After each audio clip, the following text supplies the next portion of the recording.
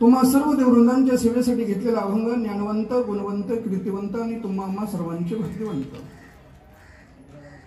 पुणे नावाचा जिल्हा आणि त्या जिल्ह्यामध्ये झुंजून वाहणारी इंद्रायणी नावाची नदी, त्या इंद्रायणीच्या वास्तव्याला असलेलं छोटंसं आळंदी गाव आणि त्या देवाच्या आळंदी गावामध्ये अवतार कार्यासाठी आलेला हा महात्मा संत श्रेष्ठ ज्ञानोबाराया या जनता जनार्दन या जड जीवाला उपदेश करतायत. उपदेश करणारे संत श्रेष्ठ ज्ञानोबाराया संत माऊली आहेत. ज्यांना उपदेश करते ते तुम्ही आम्ही सर्व गुणवंत आहोत. उपदेश करण्यापूर्वी जो उपदेश करतो त्याला तो उपदेश माहिती असावा, ज्यांना उपदेश करतात त्यांना तो उपदेश माहिती नसावा, आणि जो उपदेश करते तो उपदेश जगाच्या कल्याणासाठी असावा. या 4 चरणाच्या अभंगातून संत श्रेष्ठ ज्ञानोबाराया उपदेश करतायत. ते म्हणतायत, एसाती आलिया ओलंग शारंगरू नाही तरी संसारू जाईल लया. एसाती आलिया ओलंग शारंगरू नाही तरी संसारू जाईल लया. कौनाचे मायबाप कौनाचे गणगोत मृग जलावत जाईल लया. विषयाचे समसुख बेगडाची बाहुली अभ्राची सावली जाईल लया. कौनाचे मायबाप कौनाचे गणगोत मृग जलावत जाईल लया. ज्ञानदेव म्हणे पाहता पाहिले, ज्ञानदेव म्हणे पाहता पाहिले स्वप्नीचे चैले जाईल लया.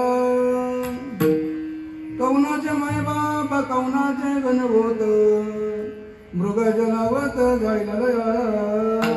पांडुरंग करू प्रथम नमन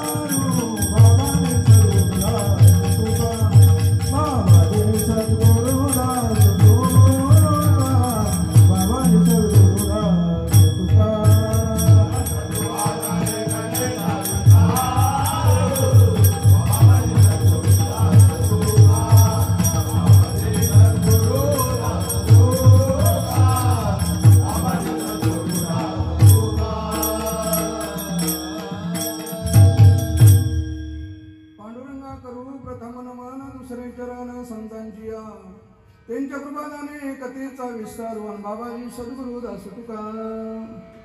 ब्रह्मानंदम परमसुखदम केवलम ज्ञानमूर्ती वेदातीत गगन सदृश तत्वमस्यादि लक्षणम एकम नित्यं मलमचलम सर्वादि साक्षीभूतम भावांतिकं त्रिगुणरहितं सद्गुरुं तन्नमामि. आता माझ्या भावा अंतराय नको रे देवा, आले भागा ते करीतो आणि तुझेच नाम उच्चारितो. आता माझे मन दूर राखावे बांधून तुका मने वाटे, नको फुटू देऊ फाटे. धन्य आज दिन संत दर्शनाचा, धन्य आज दिन संत दर्शनाचा.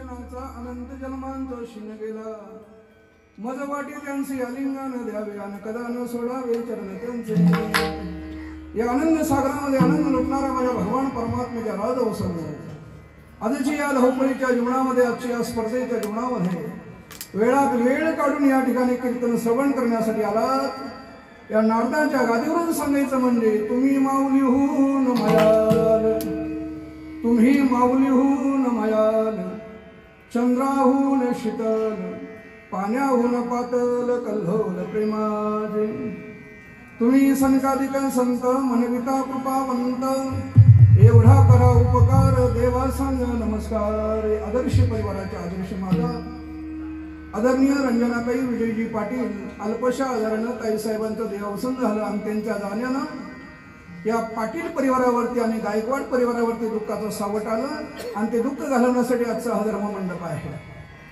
येताना सुंदर मंदिर पाहिलं महाराज म म्हणजे मंगलता ती म्हणजे दिव्यता रम म्हणजे रम्यता मायबाप मंगलता दिव्यता रम्यता ज्या ठिकाणी एकत्र येते त्याच ठिकाणी भगवंताचं अधिष्ठान तयार होतं अधिष्ठान रूपाने भगवान परमात्मा हे सुंदर असा धर्म मंडप आहे तुम्ही सगळे संत मंडळी वारकरी मंडळी या ठिकाणी उपस्थित झालात तुम्ही सुवासिनी या कार्यक्रमाला उपस्थित झालात परंतु मंडळी जोपर्यंत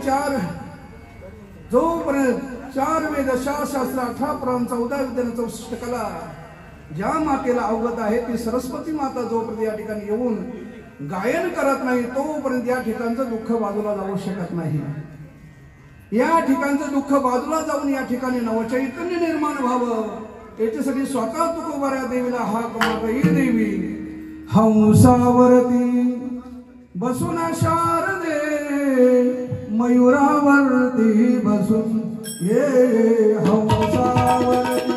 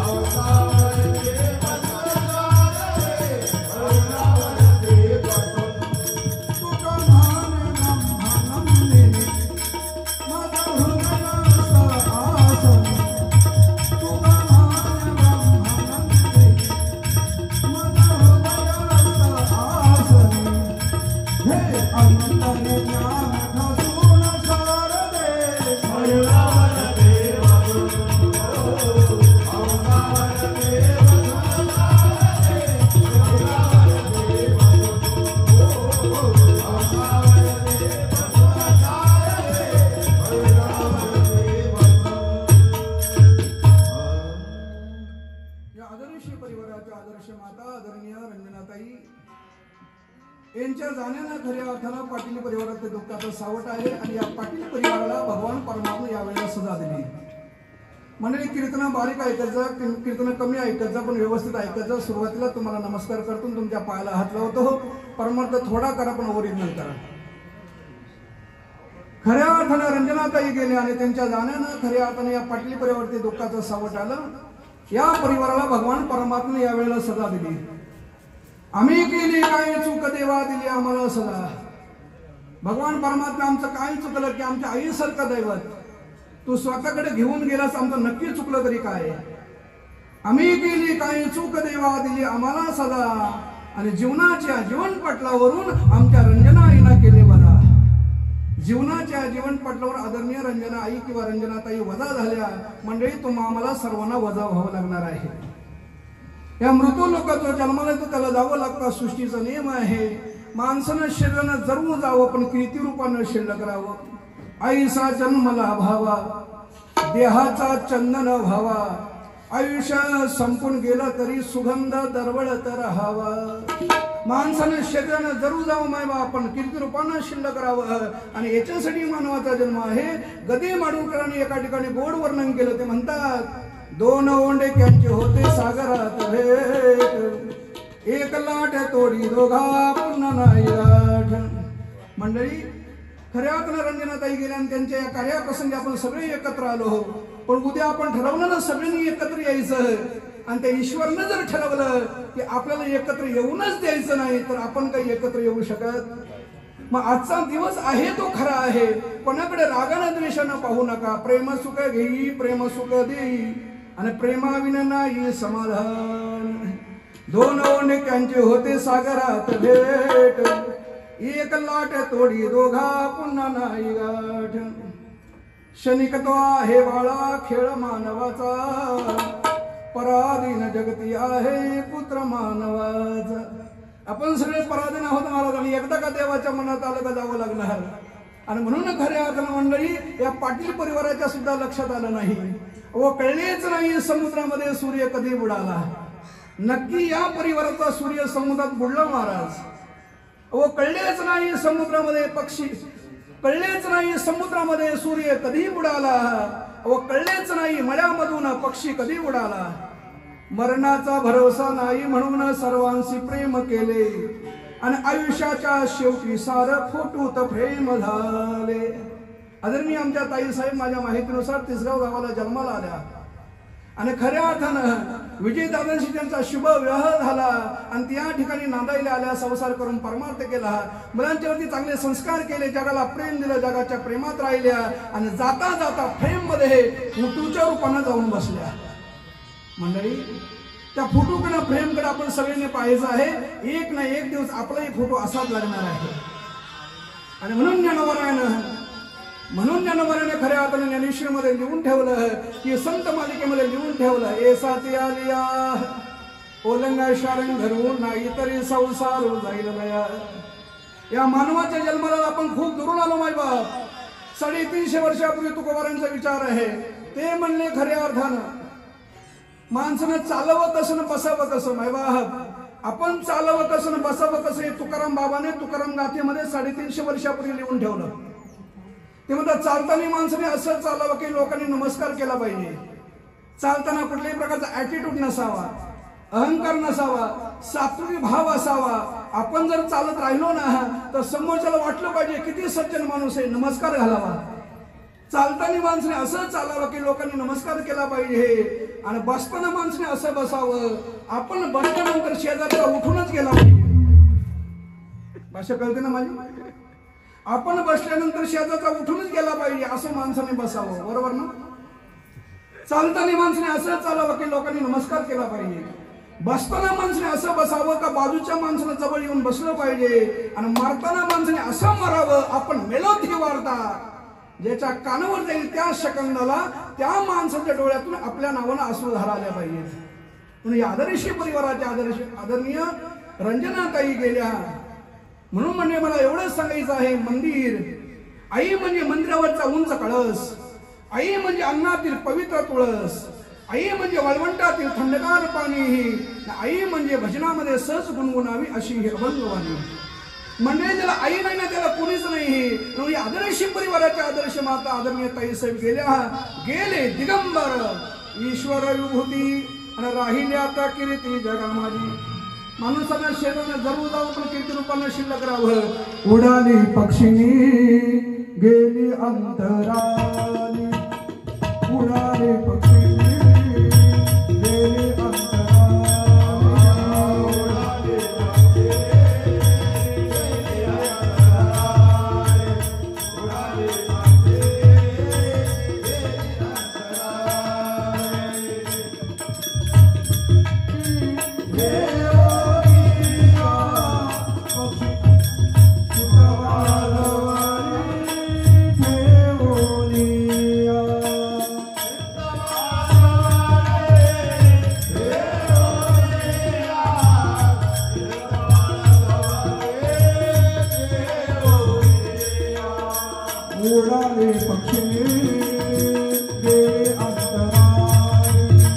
उडाली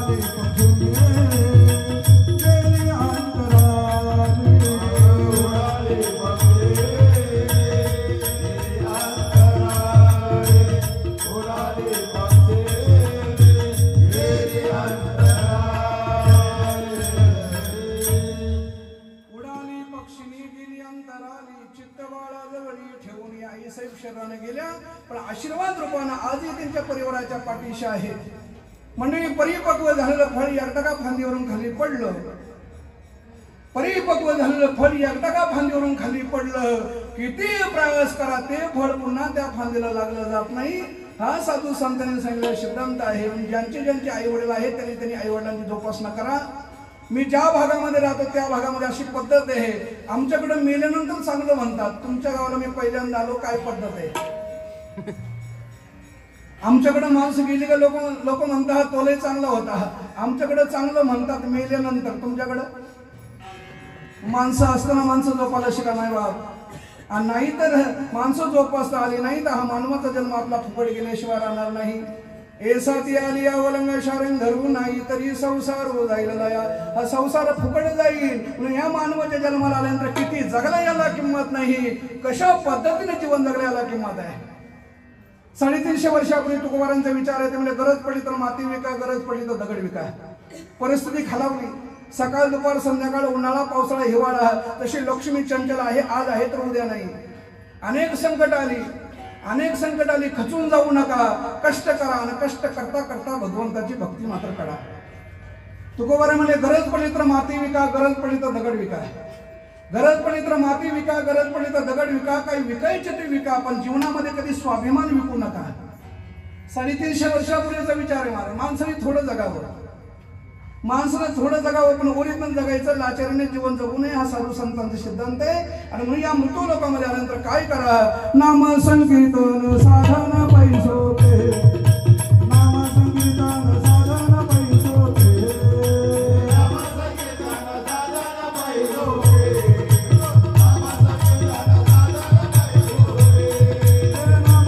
संकीर्तन साधन पैसोते, नाम संकीर्तन साधन पैसोते, नाम संकीर्तन साधन पैसोते.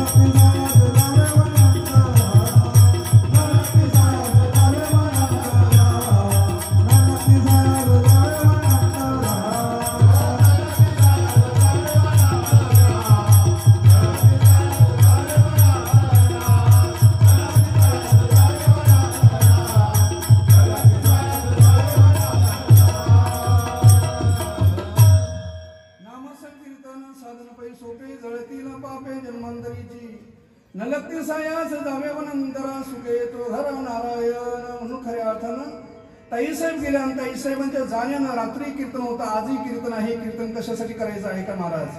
हिंदू खत्रे में आहे, हिंदूला माहीतच नाही हिंदूंची आचारसंहिता आहे. एक तर क्लास 1 ऑफिसर परवडतो. जो क्लास 1 ऑफिसर आहे ना, जो मोठा आहे तो त्याच्या गुणानं मोठाच आहे म्हणून तो मोठा आहे. एक तर अंगठा परवडतो, त्याला म्हटलं ते अंगठा का तिला अंगठा, पण 2 बुक शिकले नाही मधलं हे कुठं चालत नाही, त्याच्यासाठी सांगतो हे कीर्तन प्रवचन का करायचे म्हणजे बारकाई नाही का. हे आदर्श परिवाराचे आदर्श माता आदरणीय रंजनाताई गेल्या, मग हे कीर्तन प्रवचन कशासाठी करायचे. या परिवाराला असं वाटतं आमच्या ताईसाहेब गेल्या, आमच्या आईसाहेब गेल्या, यांना चांगली गती मिळावी याच्यासाठी आम्ही काय केलं पाहिजे.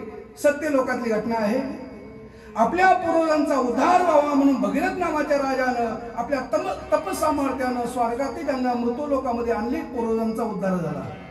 आपण जे मृत्यूलोकामध्ये गंगा पाहतो ना ही स्वर्गातली आहे. हे सत्य लोकामध्ये भगीरथ नावाचा राजा होऊन गेला, त्याने तपसामर्थ्यानं स्वर्गातली गंगा मृत्यूलोकामध्ये आणली, त्याच्या पूर्वजांचा उद्धार झाला.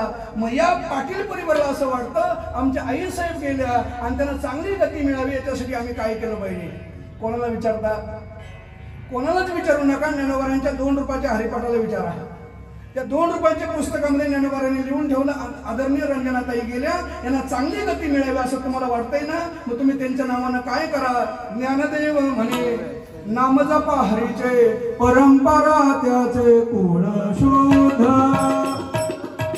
परंपरा त्याचे कुळ शोध.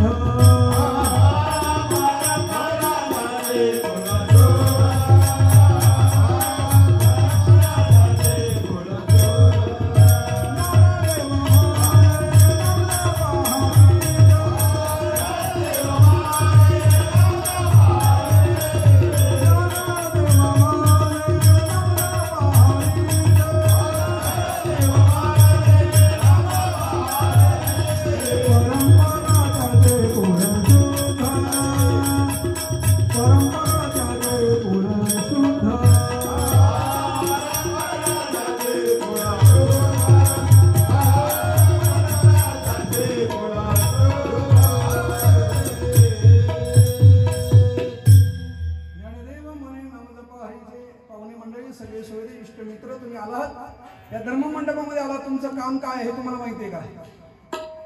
या पाटील परिवारावरती दुःखाचं सावट आलं आणि त्या दुःखामध्ये सहभागी होण्यासाठी तुम्ही या धर्ममंडपामध्ये आलात. इकड तिकडच्या गप्पा मारणे तुमचं काम नाही. तुम्ही माझ्या आत म्हणून सांगतो तुमचं काय काम आहे. तिकडनं जे ज्ञानदान ठेवलेलं आहे ते ज्ञानदान श्रवण करणं आणि जाणाऱ्या व्यक्तीबद्दल अंतरंगामध्ये भगवंताचं भजन करणे तुमचं काम आहे. आणि असं जर केलं तर जाणाऱ्या व्यक्तीला चांगली गती मिळते, ती व्यक्ती प्रसन्न होते आणि त्या कुळाला आशीर्वाद देते. आणि म्हणून त्यांच्यासाठी आपण केलं पाहिजे. आणि जर नाही केलं तर माणसासारखं जीवन जगत असताना आपण सुंदर प्रकारे जीवन जगलो नाही तर म्हणजे बारकाई नाही का. लिहिण्याच्या अगोदर माणसाने वाचायला शिकलं पाहिजे. लिहिण्याच्या अगोदर माणसाने वाचायला शिकलं पाहिजे. बोलण्याच्या अगोदर श्रवण करायला शिकलं पाहिजे.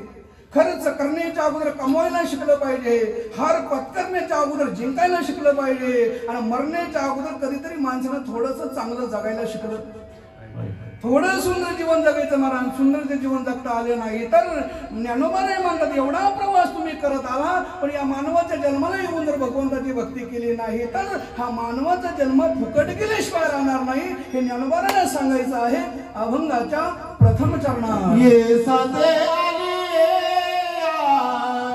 ओळखता सारंग ये साथे आले ओळखता सारंग ये साथे आले ओळखता सारंग ये साथे आले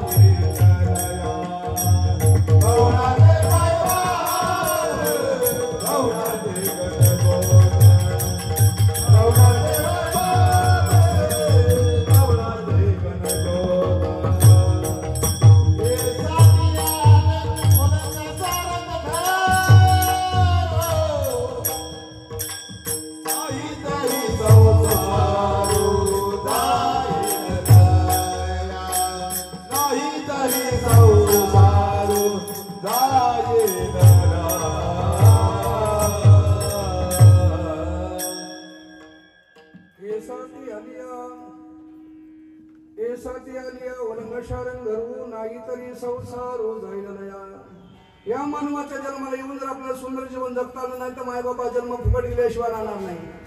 350 वर्षापूर्वी तुकोबारांचा विचार म्हणजे बालके नायका अभंग जिल्हा तुकोबारांनी क्षणोक्षणा हाची करावा विचार. अभंग तुकोबारांनी 350 वर्षापूर्वी लिहून ठेवला क्षणोक्षणा हाची करावा विचार. अभंग 350 वर्षापूर्वी लिहिल्याने घड्याळाचा शोध कधी लागला. म्हणजे माझ्या भाषा कळते का तुम्हाला? मला असं वाटतं महाराष्ट्रामध्ये राहणाऱ्या लोकांना मराठी भाषा येते. मला असं वाटतंय महाराष्ट्रामध्ये राहणाऱ्या लोकांना मराठी भाषा येते आणि महाराष्ट्रात राहून जर मराठी येत नसेल तर तो महाराष्ट्र नसून घुसखोर असेल. 350 वर्षापूर्वी अभंग लिहिला तुकोबारांनी क्षणोक्षणा हाती करावा विचार. अभंग लिहिला 350 वर्षापूर्वी आणि घड्याळाचा शोध लागला 125 वर्षापूर्वी. मायबाप अहो घड्याळच नव्हतं तेव्हा अभंग लिहिला क्षणोक्षणा हाती करावा विचार. संतांच्याकडे दूरदृष्टी होती, त्यांना माहिती होतं पुढे काय घडणार आहे. एका वर्षाचं महत्व विद्यार्थ्याला विचारा. जो विद्यार्थी या वर्षी परीक्षेमध्ये नापास झाला, 1 वर्ष त्याचं फुकट गेलं, त्या विद्यार्थीच्या जवळ जाऊन त्याला विनंती करून त्याला विचारा, ए मित्रा एका वर्षाची काय किंमत आहे. एका वर्षाचं महत्व विद्यार्थ्याला विचारा. एका महिन्याचं महत्व 8व्या महिन्यामध्ये प्रसूत झालेल्या महिलेला विचारा. जी महिला 8व्या महिन्यामध्ये प्रसूत होते तिच्या पुढे येणारं बाळ शक्यतो जिवंत जन्माला येत नाही. एका महिन्याचा एवढा फरक आहे. एका वर्षाचं महत्व विद्यार्थ्याला विचारा. एका महिन्याचं महत्व 8व्या महिन्यामध्ये प्रसूत झालेल्या महिलेला विचारा. आठवड्याचं महत्व साप्ताहिकाच्या संपादकाला विचारा. एका दिवसाचं महत्व काबाड कष्ट करणाऱ्या वर्गाला विचारा. एक दिवस जर काबाड कष्ट केले नाही तर संध्याकाळी 4 सुकायचे घास घ्यायला मिळत. एका दिवसाचं महत्व काबाड कष्ट करणाऱ्या वर्गाला विचारा. एका तासाचं महत्व खटवून राहायला विचारा. एका मिनिटाचं महत्व जो रोज आपल्यावरून तालुक्याच्या गावाला कामानिमित्तानं अपडाऊन करतो, ज्याची स्टेशनवरून एका मिनिटासाठी गाडी गेली ना त्या सर्व्हिस करणाऱ्या वर्गाला विचारा. एका सेकंदाची किंमत नॅशनल हायवे रोडला गाडी जात असताना अपघात होता होता जो जीवितनिशी एका सेकंदासाठी वाचला, त्याच्या जवळ जाऊन त्या मित्राच्या पायाला हात लावा आणि त्याला विचारा, ए मित्रा एका सेकंदाची काय किंमत आहे. एका सेकंदामध्ये वाचला नसतो तो होत्याचं नव्हतं झालं असतं. एका सेकंदाची किंमत जो जीवितनिशी अपघातामधून वाचलाय ना त्याला विचारा. मिली सेकंद ऑलिम्पिक मध्ये सुवर्ण पदक जिंकता जो मिली सेकंदासाठी हरला, परत गोल्डन चान्स नाही. मानवाच्या जन्माला आलात, परत मानवाचा जन्म मिळेल याची खात्री. आणि म्हणून या मृत्यू लोकांमध्ये आल्यानंतर आपल्यावरती 3 लोकांचं ऋण आहे. आपण जन्माला आलो हे सुंदर शरीर ज्या ईश्वराने दिलं ते ईश्वराचं आपल्यावरती ऋण आहे. ज्या भूमीमध्ये आपण जन्माला आलो त्या भूमीचं आपल्यावरती ऋण आहे. आणि ज्या आईवडिलांच्या पोटी आपण जन्माला आलो त्या आईवडिलांचं आपल्यावरती ऋण आहे. आणि ह्या ऋणातून मुक्त होण्यासाठी आम्ही काय केलं पाहिजे तर त्यांच्या नावानं आई वडील गेल्यानंतर त्यांचं दशक्रिय विधी म्हणजे पिंडदान केलं पाहिजे, 13वं केलं पाहिजे, वर्षश्राद्ध केलंच पाहिजे. आणि म्हणून हे करणं आपलं कर्तव्य आहे. मानवाच्या जन्माला आलात, ज्याला हवी आहे मुक्ती त्याने करावी भक्ती. भक्ती केल्याशिवाय मुक्त होता येत नाही असा दुसऱ्यांनी सांगलेला सिद्धांत आहे. 350 वर्षापूर्वी तुकोबारांचा विचार आहे महाराज. जे भगवंताची भक्ती करण्याकरता 6 वेळा जन्माला आले, ज्याच्या घराण्यामध्ये 7 पिढ्याचा परमार्थ, 20 पिढ्यांची सावकारगिरी, लोकांनी गाण ठेवली, 14 पोती कागदपत्र ज्यांनी इंद्रायणीमध्ये बुडवली आणि त्या तुकोबाराने आम्हाला सांगावं. म्हणजे 30 वर्षापूर्वी लातूरला भूकंप झाला, शेकडोच्या संख्येने लोक मारली गेली. 2 वर्षापूर्वी किर्लोस्कर वाडीला मालिन गावाला भरपूर पाऊस पडला, ढिगाऱ्याखाली कितीतरी लोक गाडली गेली. 2 वर्षापूर्वी जगभरामध्ये कोरोनासारखा भयंकर रोग आला, लाखोच्या संख्येने लोक मारली गेली. कित्येक देशामध्ये माणसं गाडायला सुद्धा जमीन शिल्लक राहिली नाही. मग असं असताना सुद्धा त्या विश्वाच्या मालकानं तुम्हाला मला अजून जिवंत का ठेवलंय. कधीतरी जीवनामध्ये आम्ही विचार केला पाहिजे.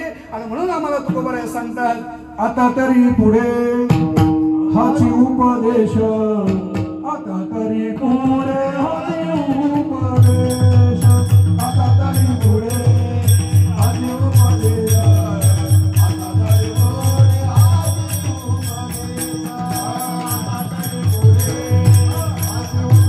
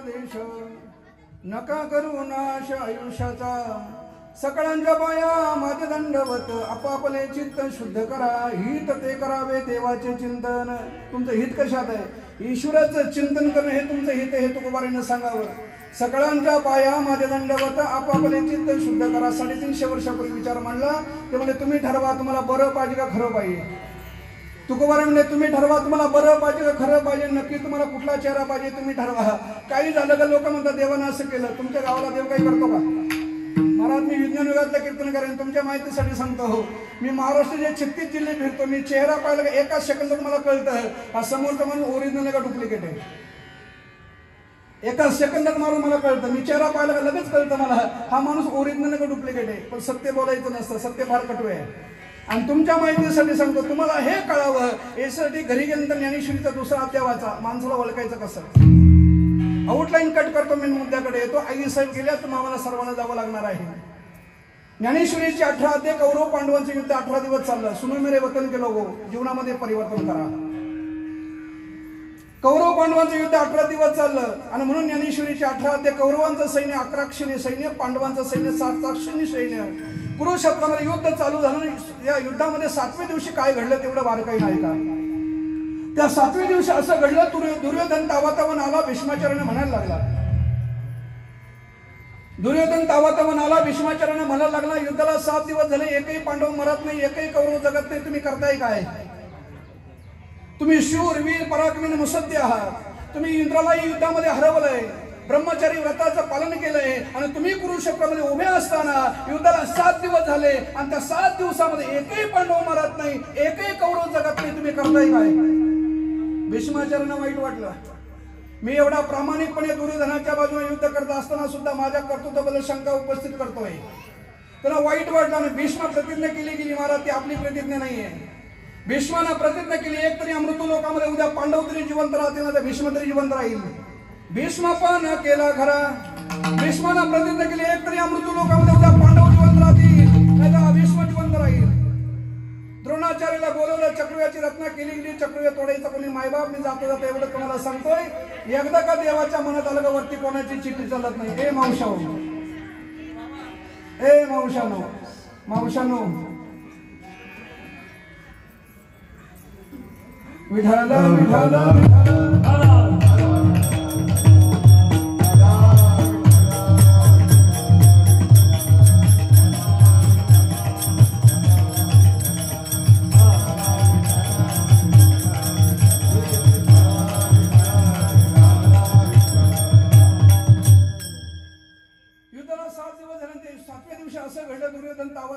भीष्माचार्यांना म्हणायला लागला भीष्माचार्यांना वाईट वाटलं एक तरी अमृत लोकांमध्ये उद्या पांडव जिवंत राहतील तर भीष्म जिवंत राहील म्हणजे मला काय सांगायचं एवढं बारकाईनं आहे का एवढं ऐकलं तर जीवनामध्ये परिवर्तन होणार नाही ऐकलं लेगा उसका भी भला नाही लेगा उसका डबल भला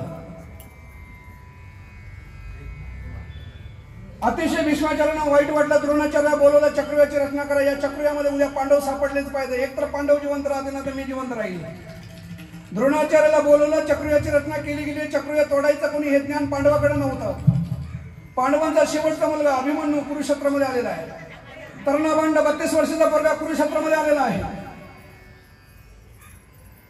चक्रुयामध्ये प्रवेश केलेला आहे प्रवेश केल्यानंतर भीतर गेलेला आहे भीतर गेल्यानंतर बाहेर कसं निघायचं हे ज्ञान त्याच्याकडे नसल्या कारणानं जयेंद्र पाठीमागून आला तलवारीचा वार केला लाट मारली अभिमन्यू धारकर्ती पडला आणि अभिमन्यूचा श्वास बंद बंद व्हायला लागला आता मर रमत मर आता मर रमत मर या दोन्ही स्थितीमध्ये असताना अभिमन्यू हात जोडले मामा मामा मला जिवंत करा मंडळी अभिमन्यूचा कोण मामा आहे ग्रामपंचायत सदस्य अभिमन्यूचा मामा कोण आहे 4 वाणी 4 खाणी 184,000 युनियन तिन्ही लोक ज्याच्या शक्तीने चालतात अनंत कोटी ब्रह्मांड नायक कृष्ण भगवान परमात्मा ज्याचा सख्खा मामा आहे मामा कुरुक्षेत्रामध्ये उभा आहे भाचा हरतीत पडलेला आहे श्वास मंद मंद व्हायला लागलेला आहे आणि भाच्याने हात जोडले मामा मला जिवंत करा विश्वाच्या मालकानं अभिमन्यूला जिवंत केलं आहे मंडळी एकदा देवाच्या मनात आलं ना वरती कोणाची चिठ्ठी चालत नाही एकदा देवाच्या मनात आलं का वरती कोणाची चिठ्ठी चालत नाही घाबरायचं असलं जगाच्या पाठीवर एकाच गोष्टीला घाबरायचं आपण केलेल्या कर्माला आणि मग त्या ठिकाणी द्रौपदी आलेली आहे द्रौपदीने भगवान परमात्म्याला विनंती केली, भगवान परमात्मा माझ्या मुलाला अभिमन्यूला जिवंत करा. सख्या बहिणीपेक्षा देवाचं विशेष प्रेम जिच्यावरती होतं तिचं नाव आहे द्रौपदी माता. न बोलता तुम्ही तुमची कामं करा. ए मावशो, न बोलता तुम्ही तुमची कामं करा.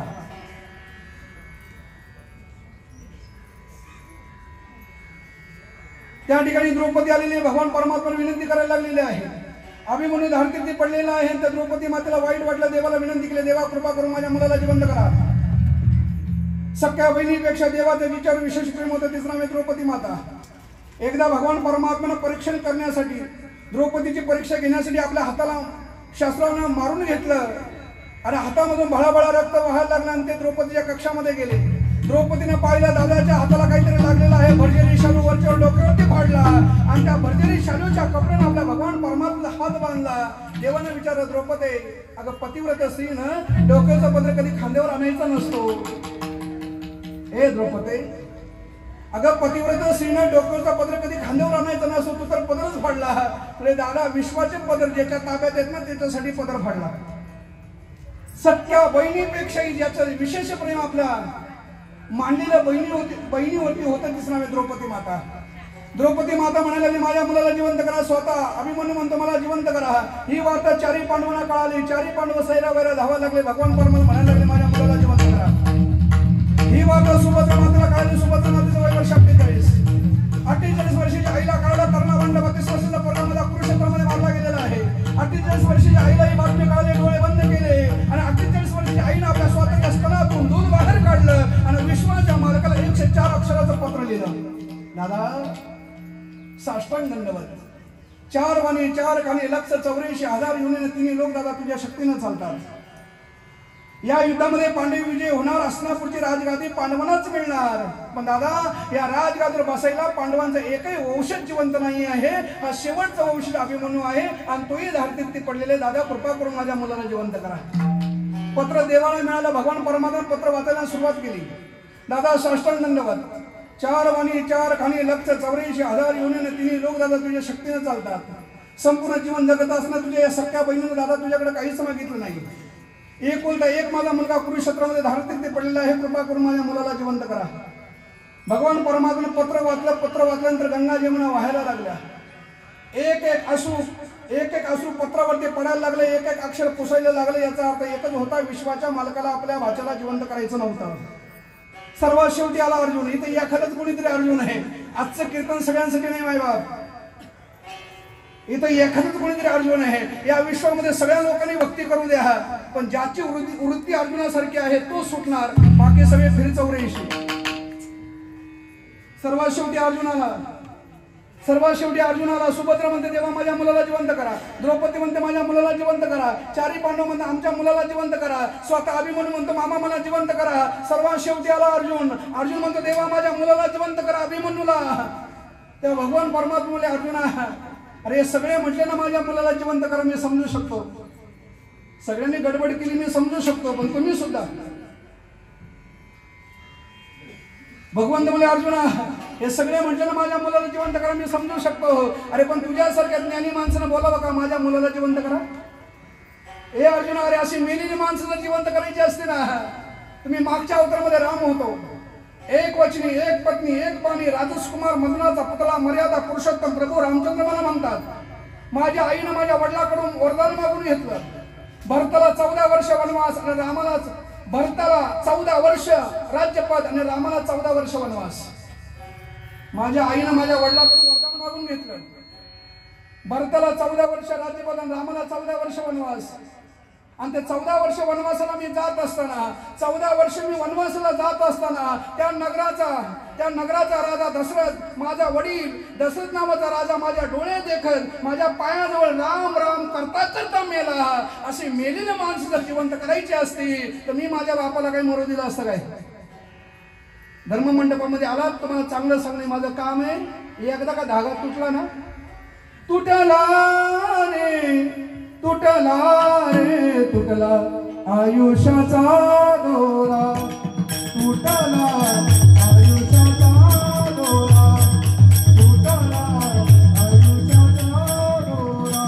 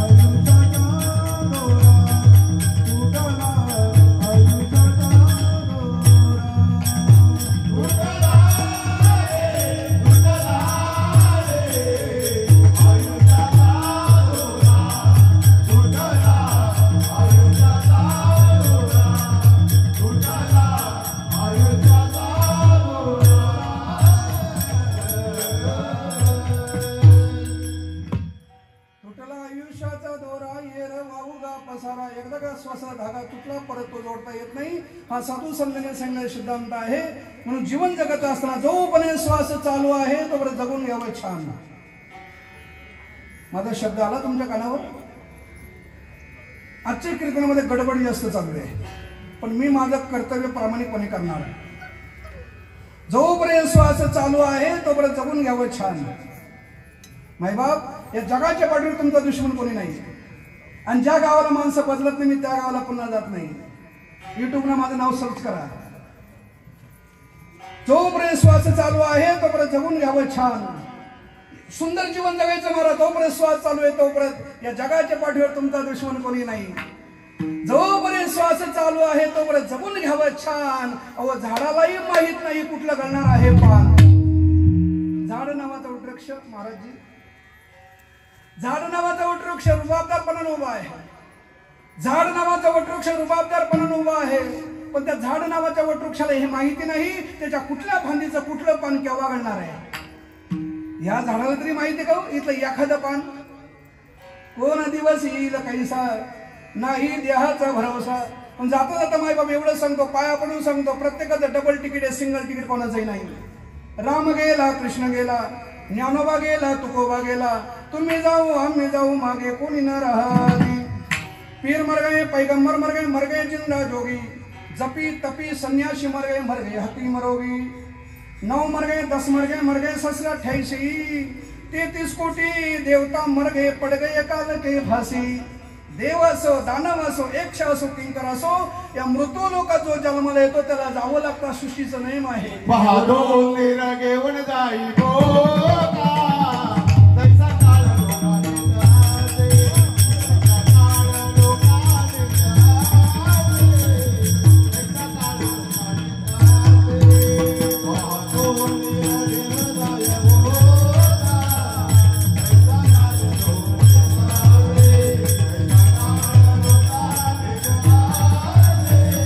तैसा काळ लोकांनी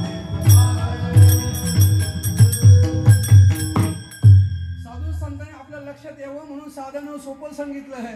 पाहतो उंदीर घेऊन जाई बोका, आणि तैसा काल लोकांनी तसे.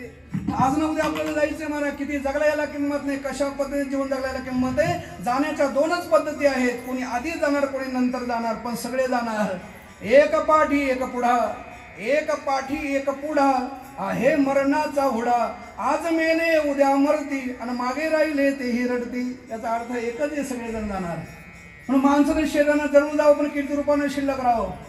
आपल्या गावची ताई एकदा तुकाराम महाराजांना कल्याण स्टेशनला भेटली. मी किती बोलू द्या, मी अभ्यास करून बोलतो, पुरावा दाखवणार. आपल्या गावची ताई तुकाराम महाराजांना एकदा कल्याण स्टेशनला भेटली. म्हणजे महाराज रात्री कीर्तन फार तुम्ही सुंदर केलं. महाराज म्हणले रात्री मी तुमचं कीर्तन फार सुंदर ऐकलं, तुम्ही फार कीर्तन चांगलं करताना कीर्तनामध्ये रात्री तुम्ही सांगितलं महाराज चांगलं वागा, चांगलं वागा, चांगलं वागा. महाराज मी एवढी चांगली वागते तरी शेजारची बाई माझ्या दारामध्ये कचरा का टाकते? तेवढे महाराज मी म्हणले चांगलं वागा, मी चांगलीच वागते. महाराज मी चांगलीच वागते, मी चांगलाच वागतो. मी एवढा चांगला वागतो, मी एवढी चांगली वागते तरी शेजारची आमची बाई माझ्या दारामध्ये कचरा का टाकते? उत्तर सांगू? तुकाराम महाराज म्हणले ताई तुम्ही चांगलं वागताना तुम्ही चांगलंच वागा, तुम्ही तुमचा चांगुलपणा सोडू नका, तुम्ही चांगलंच वागा. जो दुसऱ्याच्या दारात कचरा टाकतो नियती त्याचे सगळे सुखाचे दरवाजे बंद करते. माणसं माणसानं माफ करतील, देव माणसानं माफ करेल. नियती जे कर्म केले ते भोगावं लागणार. जाता जाता सांगतो मायबाप एकदाच ऐकायचं पण जीवनामध्ये बदल झाला पाहिजे. दशरथराजाची 4 मुलं होती, शेवटी पाणी पाजायला एकही नव्हता. 4 मुलं असताना सुद्धा शेवटी पाणी पाजायला एकही मुलगा का नव्हता? सीता देवाची बायको असताना सुद्धा वनवासाला का गेली?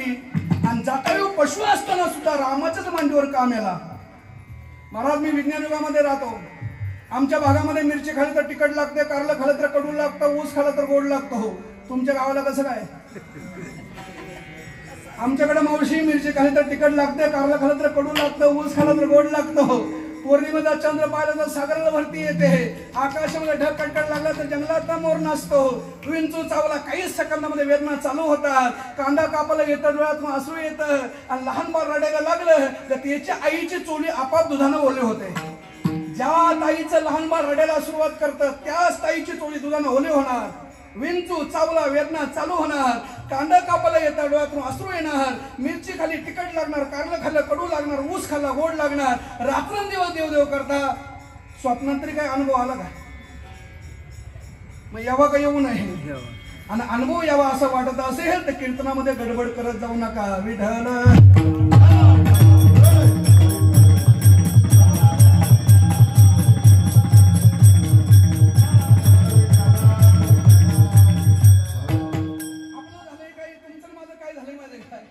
दगडाला बुक्का लावला. ए भाऊ साऊंडवाले भाऊ आवाज कमी. तुमचं माझं काय झालंय? दगडाला बुक्का लावला का त्याचा विठोबा होतो. कुठलाही दगड घ्या बुक्का लावा. दगडाला बुक्का लावला का त्याचा विठोबा होतो. दगडाला शेंदूर लावला का त्याचा मारुती होतो. दगडाला गुलाल लावला का त्याचा म्हसोबा होतो. आणि दगडाला भंडारा लावला का त्याचा खंडोबा होतो. या माणसाला कुठला रंग लावल्यानंतर माणूस माणूस होईल. जेवणामध्ये परिवर्तन करा ना माय भाऊ. तुम्ही नारळ पाहिला का? नारळ तुम्ही नारळ पाहिला का? नारळाला डोळे आहेत, पाहता येत नाही. सुईला नाक आहे, सुगंध घेता येत नाही. कापाला कान आहे, श्रवण करता येत नाही. बोटाला तोंड आहे, बोलता येत नाही. कंकला दात आहे, चावता येत नाही. आणि टेबलांना पाय आहेत, चालता येत. आपल्या गावच्या लई टेबलांना पाय आहेत, आणि त्यांना माहिती आहे कीर्तन चालू झालं, पण करणार काय? टेबलांना पाय आहेत पण चालता येत नाही. कोणाबद्दल सांगतो? टेबलाबद्दल सांगतो, गैरसमज करून घ्याल.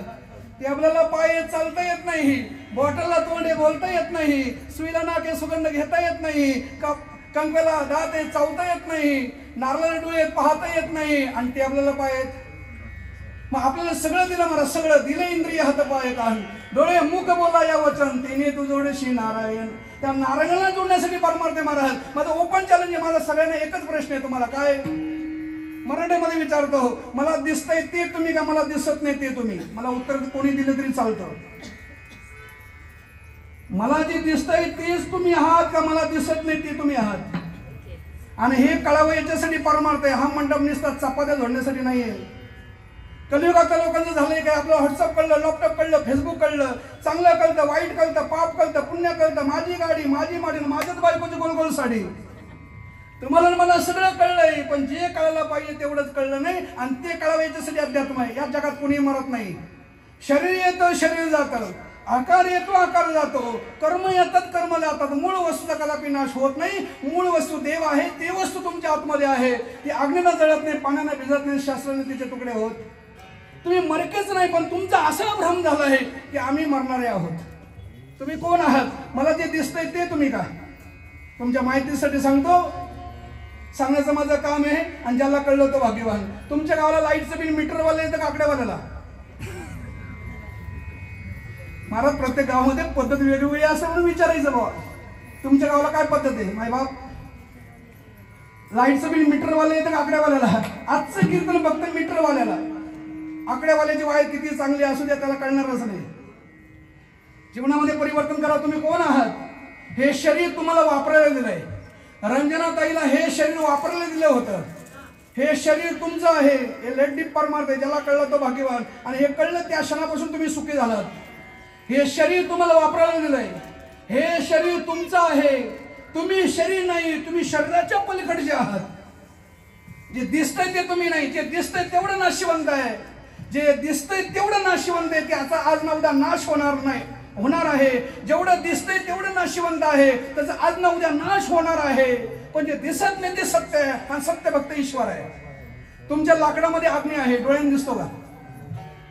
हे लाकूड आहे तुमच्या गावचं, मी काही घेऊन आलो नाही. या लाकडामध्ये अग्नी आहे, डोळ्याने दिसतो का? मग दिसत जरी नसला तरी आतमध्ये अग्नी नसतो का? लाकडामध्ये अग्नी आहे, गुप्त आहे. ऊसामध्ये साखर आहे, गुप्त आहे. दुधामध्ये लोणी आहे, गुप्त आहे. तुमच्या शरीरामध्ये आत्मदेव आहे. या क्षणाला सुद्धा तुमच्या शरीरामध्ये आत्मदेव आहे. तुमचा देव तुमच्या डोळ्याने तुम्हाला दिसतो का? हो, तुम्ही भाषा कळते माझी? दिसतो का? मग दिसत जरी नसला तरी आतमध्ये नसतो का? आणि त्याच वस्तूला देव म्हणतात. आणि तो देव आणि तुम्ही एक आहात. हे ज्या दिवशी कळलं त्या दिवशी सुटला. तर आपलं झालंय काय? आपलं झालंय काय? आपल्याला बाकी सगळं कळलंय, पण आपण कोण आहोत हेच कळलं नाही. मी महाराष्ट्राचे 36 जिल्हे फिरतो. शेतकरी शेतामध्ये ऊस लावतो. शेतकरी शेतामध्ये ऊस लावतो, पण कुठला शेतकरी ऊस तोडत नाही. पाहिलं का? शेतकऱ्याला ऊस तोडताना पाहिलं का? जो शेतकरी शेतामध्ये ऊस लावतो ते शेतकरी कधी ऊस तोडत नाही. ऊसाला तोडणाऱ्या टोळक्याच्या टोळकं बोलवावं लागतं. तसं महाराष्ट्रामध्ये 57 संत जन्माला आले. हे 57 संत या खोडीच्या ऊसाला तोडणाऱ्या टोळक्याच्या टोळकं आहे. मग तो शेतकरी काय करतो? तो माणूस आणलेला आहे ऊस तोडायला, तो काय करतो? तो ऊसाच्या मुंडक्यावरती पाय देतो, मुळा सगळं तोडून घेतो, त्या खोडीच्या ऊसाला मुळीमध्ये नीट बांधतो. तरी खोडीचा ऊस मुळीमध्ये नीट बांधला जात नाही. आणि ऊस कीर्तनाला जरी गेला तरी नीट मांडी घालत. कोणाबद्दल सांगतो? ऊसाबद्दलच सांगतो. ऊसामध्ये साखर आहे, परंतु गेली एवढ्या वर्ष झाली अजून ऊसाला माहित नाही ऊसामध्ये साखर आहे. ऊसले खोडीचा. मग संत काय करतात? या ऊसाची साखर बनवण्यासाठी याला साखर कारखान्यामध्ये पाठवण्यासाठी ट्रक मध्ये भरतात. एकदा का ट्रक निघाला आपल्या गावावरून, एकदा का ट्रक ऊसाचा निघाला, हायवे रोड लागला, एकदा का ट्रक निघाला, हायवे रोड लागला, हायवे रोड लागला, त्या खोडीच्या ऊसानं हायवे रोडला उडी मारली. कीर्तन ऐकलं का असं वाटतं माळकरीच व्हावं. कीर्तन श्रवण केलं का असं वाटतं माळकरीच व्हावं. आणि थोडे दिवस माळ घातली ना, गावची जत्रा आली आणि झिंगण्या लागलं की बुवानी माळ. आपण समजायचं खोडीच्या ऊसानं हरवला उडी. जिथं उडी मारतो त्याच ठिकाणी त्याचा बोर्ड लागतो, येथे थंडगार ऊसाचा रस मिळेल, येथे थंडगार ऊसाचा रस मिळेल, येथे थंडगार ऊसाचा रस मिळेल. आणि त्या ऊसाच्या शेजारी चरका असतो, चरका.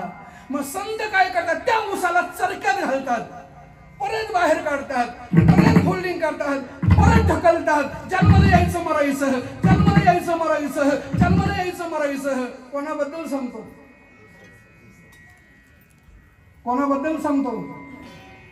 ऊसाबद्दलच सांगतो. ऊसामध्ये साखर आहे, परंतु गेली एवढ्या वर्ष झाली अजून ऊसाला माहित नाही ऊसामध्ये साखर आहे. ऊसलाय खोडीचा. मग संत त्या ऊसाला परत बाहेर काढतात, परत त्या चरक्याच्या आतमध्ये ढकलतात. फिर 84, फिर 84, फिर 84. अरे ऊसाचा पार भुसा होतो तरी ऊसाला माहिती. कोणाबद्दल सांगतो? हे ऊसा, या जीवरूपी ऊसामध्ये शिवरूपी साखर आहे, परंतु संतरूपी कारखान्यामध्ये गेल्याशिवाय ही शिव स्वरूप साखर प्राप्त होणार नाही. आणि म्हणून साधू संतांनी सांगितलं, गुरु बिना कोण बतावेला, गुरु बिना कोण बतावेला,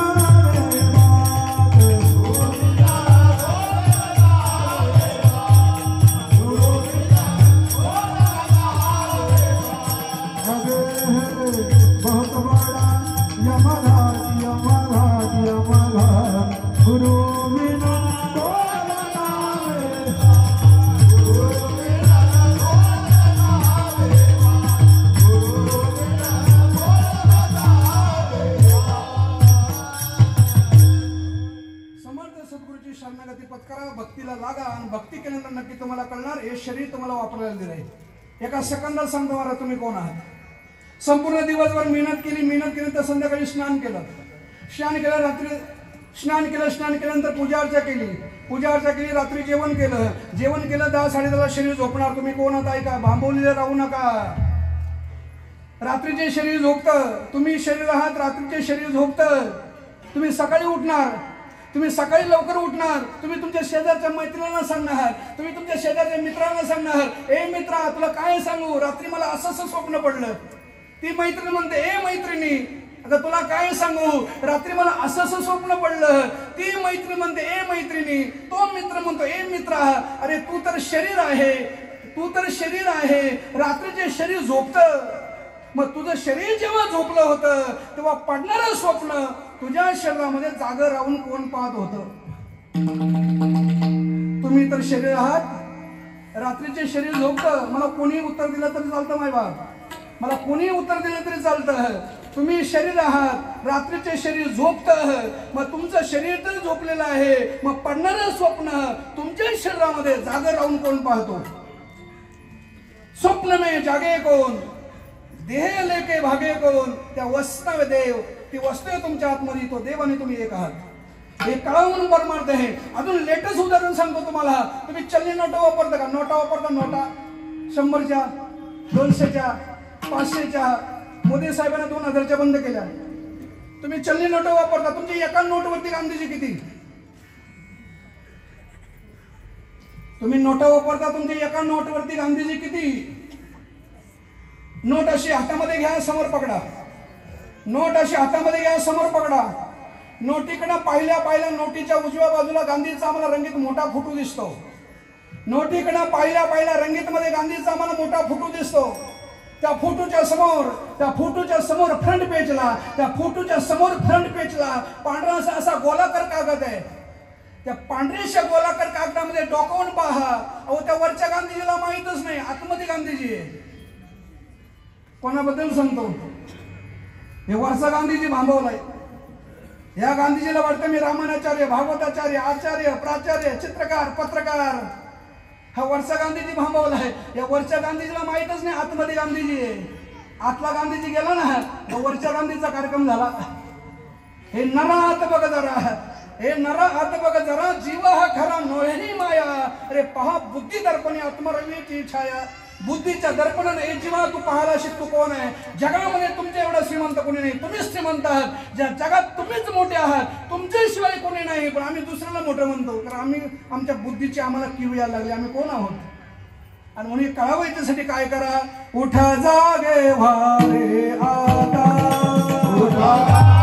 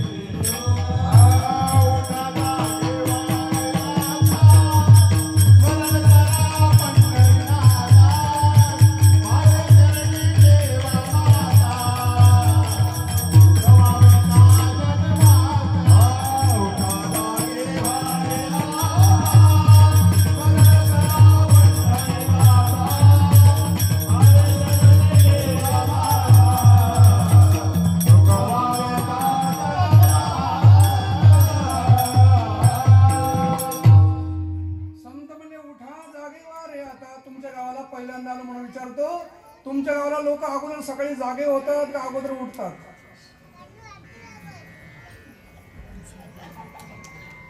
संत म्हणले उठा.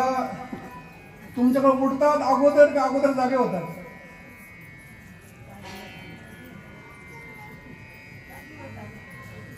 संतांना जी वृत्ती सांगायची ती वृत्ती काय म्हणते? संतांना सांगायची तुम्ही जागे दिसताय पण तुम्ही जागे नाही. तुम्हाला तुमचं हित कळत नाही. हित ते करावे देवाचे चिंतन, भगवंताची भक्ती करणं याच्यामध्ये तुमचं हित आहे. आणि त्या हिताच्या दृष्टिकोनातून जर विचार केला तर तुम्ही झोपलेला आहात. आणि म्हणून संत म्हणले उठा जागे वा रे आता, स्मरण करा पंढरीनाथा, व्हावे चरणी ठेवा माथा. सुखवी व्यथा जन्माच्या धनदारा, पुत्र जन बंधू सोयी रे पिसून, सर्व मिथ्या हे जाणून शरण रिहा देवासी. या जगामध्ये एकच वस्तू सत्य, सत्य फक्त ईश्वर आहे. आणि तो ईश्वराने तुम्ही एक आहात म्हणून जीवनामध्ये परिवर्तन करा. साधू संत ज्या मार्गाने गेले त्या मार्गाचं अवलंबन करा. फार मोठ्या एका माणसाचं उदाहरण सांगतो. जी माणसं इतिहास विसरतात ती माणसं इतिहास घडवू शकत नाही. जी माणसं इतिहास विसरतात ती माणसं इतिहास घडवू शकत नाही. आणि जी माणसं इतिहास विसरत नाही ती माणसं इतिहास घडवल्याशिवाय राहत नाही. 350 वर्षापूर्वी पुण्याला एक प्रसिद्ध सावकार होऊन गेला. त्या सावकाराचं नाव आबाजी पाटील गुलवे. 350 वर्षापूर्वी पुण्याला एक सावकार झाला. त्या सावकाराचं नाव आबाजी पाटील गुलवे. महाराज आपल्या कोकणातले 3 जिल्हे जर सोडले ना, आपल्या कोकणातले हे 3 जिल्हे जर सोडले ना, महाराष्ट्रातील सगळ्या जिल्ह्यामध्ये सगळे लोक 2-2 आडनावं लावतात. पण आपल्या कोकण पट्ट्यामध्ये आपली लोक फक्त 1-1 आडनावं लावतात. मी महाराष्ट्राचे 36 जिल्हे फिरतो. मी सुरुवातीलाच म्हटलं महाराष्ट्रभर सगळे लोक 2 आडनावं लावतात. आबाजी पाटील गुलवे, पाटील आणि गुलवे. 350 वर्षापूर्वी पुण्याला एक सावकार होऊन गेला. त्या सावकाराचं नाव आहे आबाजी पाटील गुलवे. 350 वर्षापूर्वी 3,500 एकर मध्ये ऊस. जमीन किती 1000 एकर? आपण फक्त इकडनं ऐकायचं. 350 वर्षापूर्वी 3,500 एकर मध्ये ऊस. 350 वर्षापूर्वी त्याच्या घरामध्ये 1151 नोकर, सगळ्या गावाचा अन्नदाता, निष्ठावंत वारकरी, एक आदर्श शेतकरी हा आबाजी पाटील गुरुवे शेतावरती जर गेला, विश्वाचा मालक विटेवरून खाली उतरायचा, सामान्य माणसाचं रूप धारण करायचा, आबाजी पाटलांच्या शेतावरती जायचं आणि सांगायचं, आबाजी पाटील पावसाचं वातावरण तयार झालेलं आहे, केव्हाही पाऊस पडू शकतो, तुम्ही ताबडतोब घराकडे निघा. अहो, ज्यानं पावसानं भिजू नये याची चिंता विश्वाच्या मालकाला होती, त्याचं नाव आबाजी पाटील गुलवे. 350 वर्षापूर्वी 3,500 एकर मध्ये ऊस, 1151 नोकर, सगळ्या गावाचा अन्नदाता, निष्ठावंत वारकरी, एक आदर्श शेतकरी आणि हा आबाजी पाटील गुलवे जगतवंदिने जगद्गुरु तुकाराम महाराजांचा सक्का सासरा. ते म्हणाले, शिंदे महाराज तुकाराम महाराजांचा सासरा आहे, त्याने मरायला नाही पाहिजे. देव असो, दानव असो, एकशा असो, किंकर असो, जो आकार धारण करून या मृत्यू लोकांमध्ये जन्माला येतो त्याला आकार सोडावा लागतो. हा सृष्टीचा नियम आहे. घड्याळाचा काट्याचा नियम आहे स्वतः भोवती फिरत राहणं, निसर्गाचा नियम आहे जन्माला घालणं. थोडे दिवस त्या वस्तूचा सांभाळ करणं आणि नंतर त्याच वस्तूचा नाश करणं सृष्टीचा नियम आहे. आणि मग मार्ग व्हायचं ते झालं. आबाजी पाटलाची प्राणज्योत मावळली, आबाजी पाटलांची प्राणज्योत मावळली आणि अंतविधीचा निरोप सांगायला पुणे शहरातून एक गाडी तुकाराम बाबाच्या देहू गावाला आली. तेव्हा फोन सिस्टीम नव्हती. 350 वर्षापूर्वी इनोवा नव्हती, डस्टर नव्हती, स्कॉर्पिओ नव्हती, BMW सुद्धा नव्हती. तेव्हा बैलगाडी होती. पण ती बैलगाडी यायची कशी? त्या बैलगाडीमध्ये बसायला कुठल्याही प्रकारचं आसन नसायचं, बैलांच्या अंगावरती झुला नसायच्या, गळ्यामध्ये घाटं घुंगरं नसायची, कुठल्याही प्रकारे बैलगाडी सजवलेली नसायची. अशी बैलगाडी बाबा, ओ बाबा, बैलगाडी आली. अशी बैलगाडी पहाटे 4:30 वाजता पुणे शहरातून तुकाराम बाबाची देहू गावाला आली. तुकाराम बाबाची जिजामाता 4 वाजता उठून 4:30 वाजता तुळशीला पाणी घालत होती. तुकाराम बाबाची जिजामाता पहाटे 4:30 वाजता तुळशीला पाणी घालते. आपल्या गावची जिजामाता, तुकाराम बाबाची जिजामाता पतिव्रता आहे. पतिव्रता कोणाला म्हणतात? पती हाच जिचा परमेश्वर आहे, जे अनन्य भावना पतीशी एकरूप आहे, ज्याच्या नावानं कपाळाला गंध लावते, डोक्यावर पदर घेते, जे आलागिलाचा करते आदर, सासू सासरची ठेवते कदर, जिच्या डोक्यावर नेहमीच राहतो पदर, तिलाच म्हणतात इंडियन मदर. असं इंडियन मदर जिजामाता तुळशीला पाणी घालत असताना पुणे शहरातून बैलगाडी आली. मुनीमजीने सांगितलं, आई साहेब वडिलांची तब्येत बरोबर नाही, तुम्हाला ताबडतोब पुण्याला बोलवलंय. आई साहेब बैलगाडीमध्ये बसल्या, बैलगाडी निघाली. बैलगाडी पुण्याच्या शिवाजी चौकामध्ये आली. वेळ फार कमी आहे, कमी वेळेमध्ये उरकायचं आहे. बैलगाडी पुण्याच्या शिवाजी चौकामध्ये आली. बैलगाडी उतरली, बैलगाडी थांबली गेली. मुनीमजी खाली उतरले, आई साहेब खाली उतरल्या, गाडीतून खाली उतरल्या, घराकडे पळत सुटल्या आणि आपल्या वडिलांच्या कपाळावरती रुपा पाहिला. मग जिजामातेने रडायला सुरुवात केली, आबा आबा तुम्ही सोडून गेला. आणि मग जिजामातेला वाईट वाटलं ना. आबाजी पाटील गुलवेंची अंत्ययात्रा निघाली. तुमच्याकडे महिला मंडळी स्मशानभूमीला जातात का? महिलांनी स्मशानभूमीला जायचं नसतं, ना कीर्तनामध्ये कधी उंच आसनावर बसायचं नसतं. पण आम्ही हिंदू आहेत आणि हिंदू सध्या खतरे में. सांगणं आमचं काम आहे, लेगा उसका भी भला नहीं, लेगा उसका डबल भला. महिला मंडळी कधी स्मशानभूमीला जायचं नाही. आबाजी पाटील गुलवेंची अंत्ययात्रा सांगतो, आपल्याला इतिहास तुम्हाला सांगतो. आबाजी पाटील गुलवेंची अंत्ययात्रा निघाली. आबाजी पाटील गुलवे भाग्यवान किती महाराज. 3,500 एकर मध्ये ऊस, 1151 नोकर, सगळ्या गावाचा अन्नदाता, निष्ठावंत वारकरी, आदर्श शेतकरी हा आबाजी पाटील गुलवे जगतवंदिने जगद्गुरु तुकाराम महाराजांचा सक्का सासरा. पण तो भाग्यवान किती, त्यांच्या अंत्ययात्रेला विश्वगुरु तुकाराम महाराज स्वतः खांदेकरी. अरे विश्वगुरु ज्याच्या अंत्ययात्रेला खांदेकरी आहे त्यांचं नाव आहे आबाजी पाटील गुलवे. अंत्ययात्रा निघाली. अंत्ययात्रा विसाव्यापर्यंत आली. विसाव्याला मड खाली उतरलं गेलं. लेकी आणि सुनानी अंत्ययात्रेला जात असताना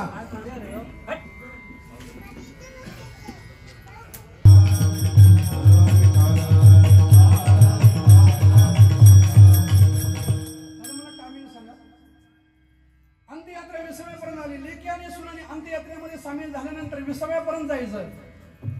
विसाव्याला मड खाली उतरलं जातं आणि मग खांदेकरी बदलतात. तुमच्याकडे बदलतात का? आमचे महाराज समोर बसलेले आहेत. खांदेकरी मागचे खांदेकरी पुढे येताना पुढचे खांदेकरी मागे जातात.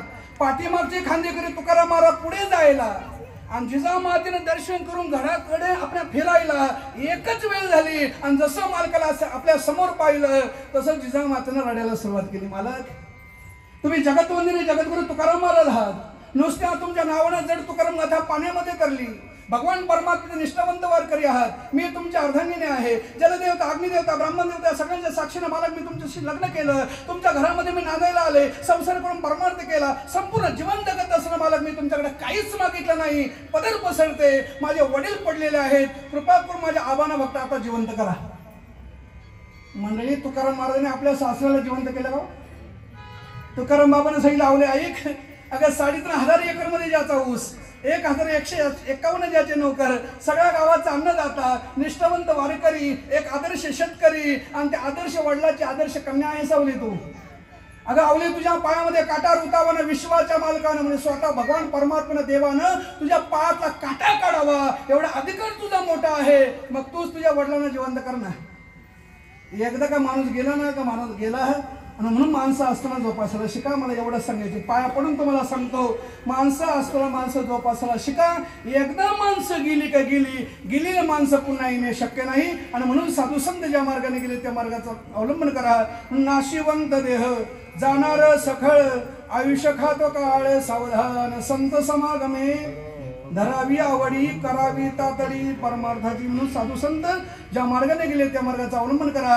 एका वाक्यामध्ये परमार्थ सांगायचं म्हणजे कोणी लेट आले असतील बारके नाही का, एका वाक्यामध्ये सगळ्या कीर्तनाचं सार सांगतो. जीवन जगायचं कसं, पक्षी अंगणी उतरती ते एका गुंतवणी या राहती. आपल्या अंगणामध्ये पक्षी येतात, जे काही दाणे असतात ते टिपतात, निघून जातात. ते पक्षी कधी म्हणतात का हो अंगण माझं आहे? पक्षी अंगणी उतरती ते का गुंतवणी या राहती. तैसा सावे संसारी जवरी प्राचीनाची दोरी, वस्ती कर वस्तीशी आला. आपण सगळे पाहुण्यात आहात आणि एखादा पाहुणा आपल्याकडे व्यावहारिक जीवनामध्ये पाहुणा जर आपल्या घरी आला, किती दिवस थांबतो? एक दिवस जो राहतो ना त्यालाच पाहुणा म्हणतात. वस्ती कर वस्तीशी आला, प्रातकाळी उठून गेला. मग पाहुणा आपल्याकडे आला, एक दिवस मुक्कामाला थांबला, सकाळच्या वेळेला पाहुणा आपल्या गावाला निघून गेला आणि तो पाहुणा निघून गेल्यानंतर आपण त्यांच्या नावावर रडतो का? घरामध्ये जर असं काही झालं तर घरच्यांनी रडायचं नसतं. आणि ते जर रडायला लागले तर तो आत्मा 10 दिवस त्या घरामध्ये असतो. मग त्या मुलांना रडताना पाहतो, पती परमेश्वराला पाहतो, आपल्या भावंडांना पाहतो आणि त्याला अतिशय वाईट वाटतं आणि तो त्याच ठिकाणी गुंतून राहतो. म्हणून त्याला चांगली पुढे गती मिळत नाही. म्हणून कधी रडायचं नसतं. खालची व्यक्ती वरती जर गेली ना, वरचे त्याला विचारतात, तू खालून वरती आल्यानंतर तुझ्या नावाने खालचे एवढे रडायला लागले, तू काही त्यांचं घेऊन आलाय काय?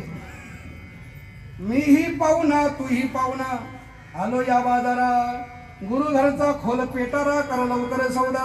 या मृत्यू लोक जो जन्माला येतो त्याला जावं लागतं. जेवढं दिसतंय ना तेवढं खरं आहे, पण खरं नाही. ज्ञानेश्वर महाराज म्हणतात, ज्ञानदेवा म्हणे पाहता पाहिले आणि स्वप्नेचे चैले जायलेलं या. पाहताना पाहिलं, मला दिसलं, पण ते म्हणतात कीर्तनाला माणसं होती, मी डोळ्याने पाहिली पण माणसं खरी नव्हती. कोण म्हटले? शिंदे महाराज नाही, ज्ञानेश्वर महाराज.